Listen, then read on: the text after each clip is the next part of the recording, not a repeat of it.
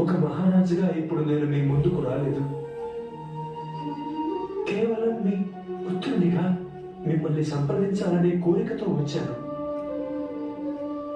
సంప్రదింపులకు సమయం మించిపోయింది ధృతరాష్ట్ర. ఇప్పుడు నేను మీకు ఏం సలహా ఇవ్వగలను? యుధిష్ఠిరుని హస్తినాపురికి రాజుగా ప్రకటించమన్నాను. అయితే నీవే స్వయంగా దుర్యోధనుని కోసం యువరాజు పదవిని త్యాగం చేయగలిగితే నా ధర్మము నిలుస్తుంది, శాంతి కలుగుతుంది. వారణావర్తంలో పాండుపుత్రులను భస్మం చేయాలన్న ప్రయత్నం మానుకోమన్నాను. వారణావర్తనంలో చిన్నన్న గారి కుటుంబంతో పాటుగా వారి జ్ఞాపకాలు కూడా మసైపోతాయి.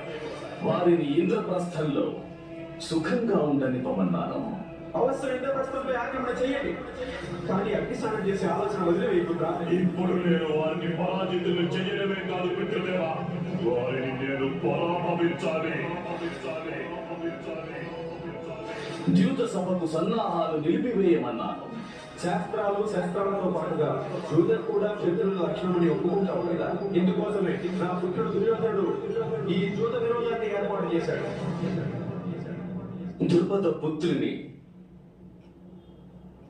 నిండు సభలో వస్త్రహీనను చేయనివ్వకండి మహారాజా అన్నాను. ఈ దాసి ద్రౌపది తన ప్రభు దుర్యోధనుడిని ప్రతి ఒక్క ఆదేశాన్ని అందించవలసిందే. పాండవులను వనవాసానికి అజ్ఞాతవాసానికి పంపవద్దు అన్నారు. మీ 5 సోదరులు మీ భార్య ద్రౌపదితో కలిసి 12 ఏళ్ల పాటు వనవాసం, ఇంకా 1 సంవత్సరం పాటు అజ్ఞాతవాసం చేయవలసి ఉంటుంది.